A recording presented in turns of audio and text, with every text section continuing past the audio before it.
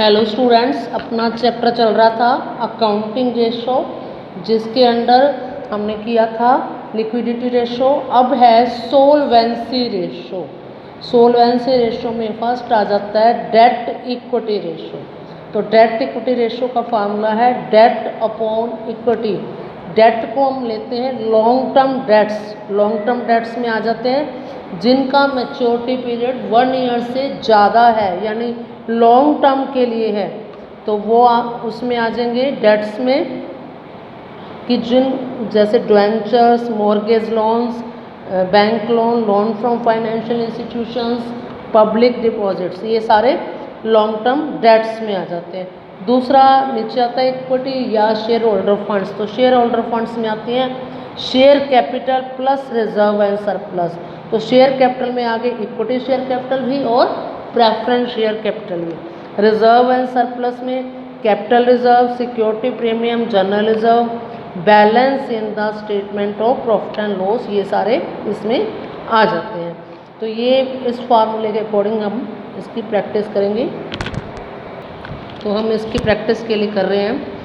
Date equity ratio निकालना है। Equity share capital given है, प्रेफरेंस शेयर कैपिटल गिवन है, general reserve, security premium, profit and loss का balance, 10% debentures, loan from bank और current liabilities. इसके base पे हम सम निकालेंगे।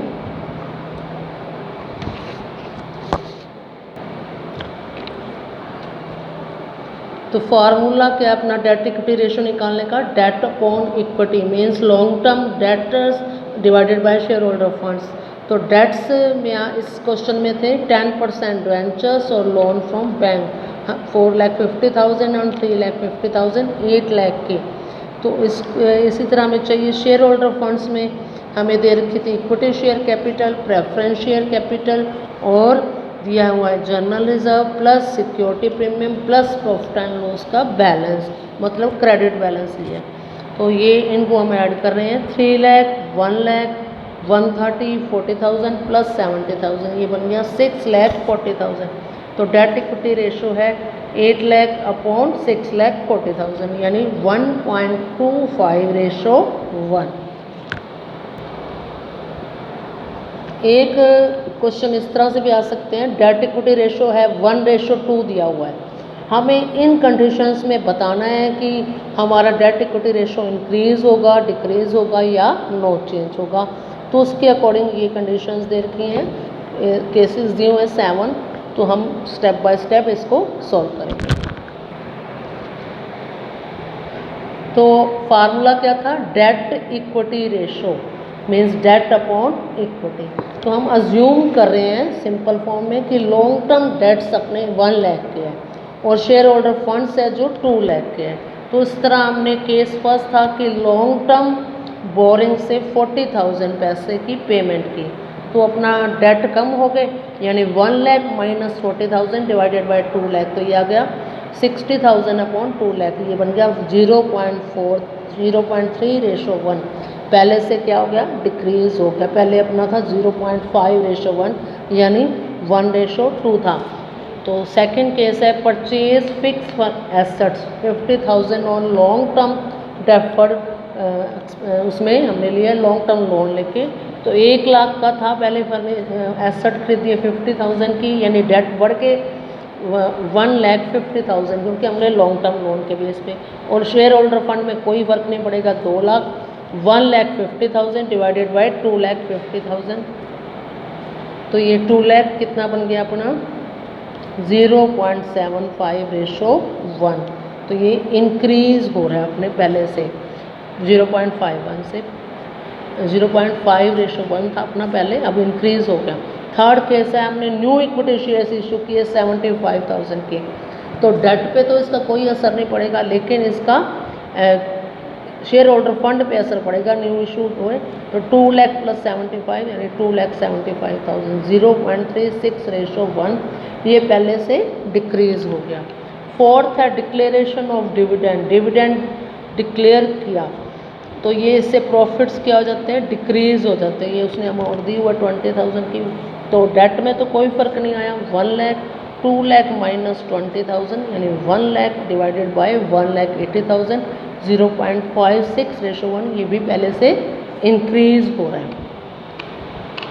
फिर है पेमेंट ऑफ फाइनल डिविडेंड, जो पहले से डिक्लेयर हो चुका है, तो इसमें ना तो डेट पे इफेक्ट पड़ता है ना ही शेयर होल्डर फंड्स पे, क्योंकि ये जब डिक्लेयर हो चुका होता है तो करंट लाइबिलिटी बन जाती है और हम पे कर देते हैं, तो सिर्फ करंट एसेट पे इफेक्ट पड़ता है, यानी डेट पे भी कोई इफेक्ट नहीं पड़ा और शेयर होल्डर फंड पे भी कोई फर्क नहीं पड़ा, तो नो चेंज इसका आ गया।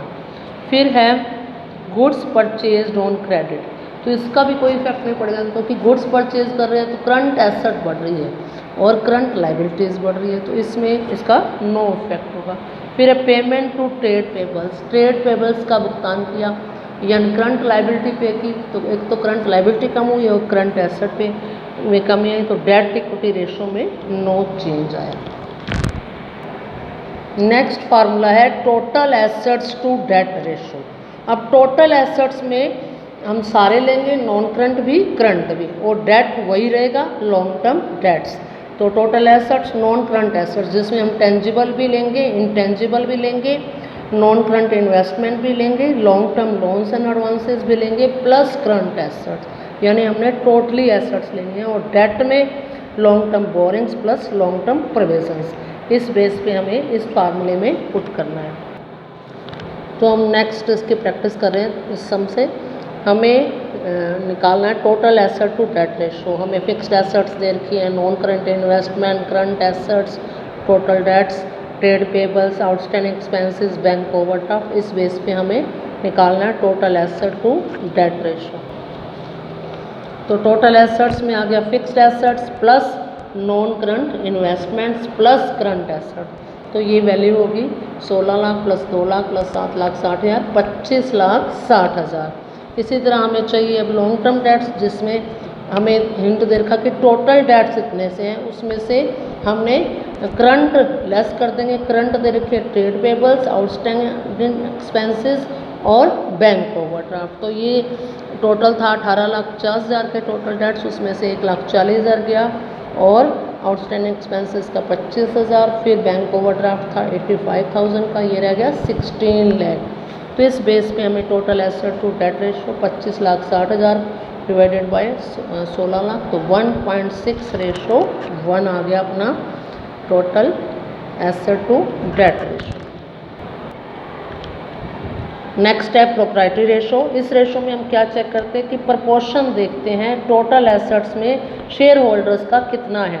तो प्रोप्राइटरी रेशो है इक्विटी अपॉन टोटल एसेट्स, यानी प्रोप्राइटर फंड्स डिवाइडेड बाय या share holder funds divided by non current assets plus current assets. तो इनका प्रोप्राइटरी रेशो जितना शेयर होल्डर्स का फंड हो वो ज़्यादा अच्छा माना जाता है। नेक्स्ट हम इसकी प्रैक्टिस कर रहे हैं। इसमें तीनों रेशो निकालने हैं, डेट इक्विटी भी, total assets to debt ratio भी और प्रोप्राइटरी रेशो, और ये हमें स्टेटमेंट गिवन है, इस बेस पे हमें करना है। तो सबसे पहले हम डेट इक्विटी रेशो निकालने हैं, डेट अपॉन इक्विटी। डेट में हम लेते हैं long term debts divided by share holder funds. तो डेट इसमें हमें सिर्फ 12% मॉर्गेज लोन दिया हुआ 1,80,000 का। फिर है शेयर होल्डर फंड्स, तो शेयर होल्डर फंड्स में हम लेंगे दोनों तरह की कैपिटल को ऐड कर देंगे, general reserve plus profit and loss balance 3 lakh plus equity share capital थी, प्रेफरेंस है 1 लाख की, जनरल रिजर्व है 60,000 का और प्रॉफिट एंड लॉस का बैलेंस है 40,000 का, तो ये बन गया 5 लाख। तो डेट इक्विटी रेशो कितना हो गया 1,80,000 डिवाइडेड बाय 5 लाख, यानी 0.36 रेशो 1। तो इससे क्या निकलता है कि कंपनी की जो पोजीशन है उसके शेयर होल्डर के कंपैरिजन में डेट सिर्फ 0.36 है, यानी अच्छी है पोजीशन, यानी उसका पैसा शेयर होल्डर फंड्स का उससे ज़्यादा है। नेक्स्ट निकालना है प्रोप्राइटरी रेशो, उसका फार्मूला था इक्विटी अपॉन टोटल एसेट, यानी share holder funds divided by total asset. तो शेयर होल्डर फंड्स हमने निकाले थे 5 लाख के और divided by total assets 8 lakh. Share holder fund अपना 5 लाख का और टोटल एसेट्स में हमने ले लेनी है current assets plus non current assets, तो वो 8 लाख की आ रही है, तो ये बन गया 0.625 या 62.5, यानी टोटल एसेट्स में शेयर होल्डर्स का पैसा है 62.5। और एक और कहा था total assets to debt ratio, तो उसका फार्मूला नेम से पता चल रहा है, total assets divided by debt. तो टोटल एसेट हमने निकाल ली थी 4.5 लाख और 3.5 लाख यानी 8 लाख। तो debt total assets 8 lakh divided by debt 1,80,000 यानी 4.44:1। तो इसमें क्या कहते हैं कि हायर रेट है ये, यानी लोअर डेट्स हैं और उसका खुद का पैसा ज़्यादा है। जो लैंडर्स हैं अगर वो पैसा लगाएंगे तो वो सेफ रहेगा। हाँ जी, एक सम और देखिए, इसमें हमें 1 लाख दे रखी equity share capital, preference share capital दे रखी 40,000 की, रिजर्व एंड सरप्लस गिवन है 60,000 के और इन्वेस्टमेंट्स है 30,000 की, करंट एसेट्स है 70,000 की। और इसमें हमें प्रोप्राइटरी रेशो दे दिया 0.8:1 और कोई इन्फॉर्मेशन नहीं दी एसेट्स के बेस पे। अब हमें क्या निकालना है, फिक्स्ड एसेट्स को निकालना है। तो फार्मूला पुट कर देंगे, प्रोप्राइटरी रेशो है 0.8, शेयर होल्डर फंड्स हम इसमें से निकाल लेंगे कि assets capital plus reserve and surplus plus ये इन्वेस्टमेंट्स हो गया, तो ये बन गया शेयर होल्डर फंड्स। तो ये बन गए 2 लाख के डिवाइडेड बाय टोटल एसेट्स। तो टोटल एसेट्स अब हमें नहीं पता, तो आर पार गुना करेंगे तो टोटल एसेट्स आ जाएंगे अपने 2,50,000। अब टोटल 2,50,000 है, उसमें से अगर हमें निकालने सिर्फ फिक्स्ड एसेट्स, तो इन्वेस्टमेंट और करंट एसेट्स को हम लेस कर देंगे, यानी 2,50,000 माइनस 30,000 माइनस 70,000, तो ये बन गया 1,50,000 की फिक्स्ड एसेट्स अपनी आ गई। नेक्स्ट है इंटरेस्ट कवरेज रेशो, जो सोल्वेंसी रेशो का लास्ट रेशो है। तो उसका फार्मूला क्या है कि profit before charging interest and income tax divided by fixed interest charges. जो प्रॉफिट हमें लेना है वो इंटरेस्ट और टैक्स देने के बाद, तो ये टाइम्स में आता है। अगर हमें आफ्टर दे रखा है तो पहले हमें बिफोर में कन्वर्ट करना पड़ेगा कि इंटरेस्ट से भी पहले और इनकम टैक्स से भी पहले लेना है हमने, और डिवाइड कर देना है फिक्स्ड इंटरेस्ट चार्जेस से।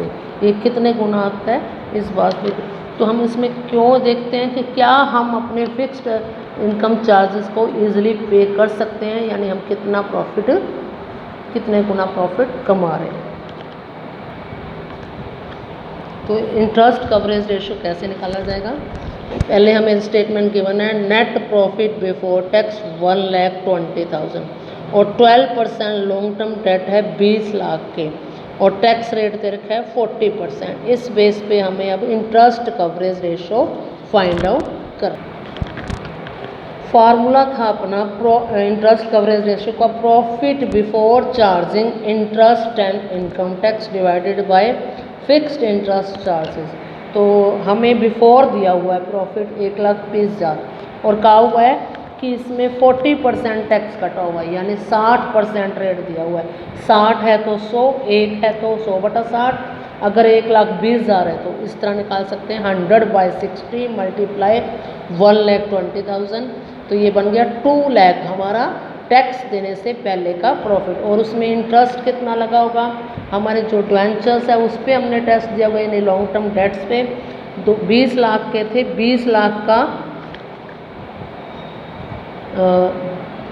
12%, तो ये आ गया 2,40,000।